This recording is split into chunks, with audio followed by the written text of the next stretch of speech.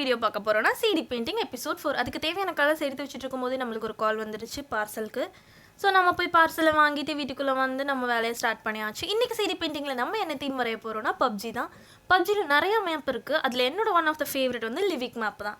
So அந்த மேப்பை base பண்ணி தான் நம்ம வந்து ஒரு பிங்க் கலர் ஸ்கை வரைய போகிறோம். நான் அதுக்கு தேவையான கலர் வந்து மிக்ஸ் பண்ணிக்கிறோம். லைட் பிங்க்ன்றனால மிக்ஸ் பண்ணி கலரை வந்து நம்ம டேரெக்டாக அப்ளை பண்ண ஆரம்பிச்சிட்டோம். அப்ளை பண்ணிவிட்டு கொஞ்சம் டார்க் கலர்ஸ் கொடுத்து ஸ்மெச் பண்ணி விட்டு கலர்லாம் இது பண்ணிக்கிறோம். அதுக்கப்புறமா அதை கொஞ்சம் ட்ரை பண்ண வச்சுட்டு அதில் வந்து க்ளவுட் எஃபெக்ட் கொடுக்கணும். ஸ்கையில் வந்து க்ளவுட்ஸ் இருக்கணும் இல்லையா?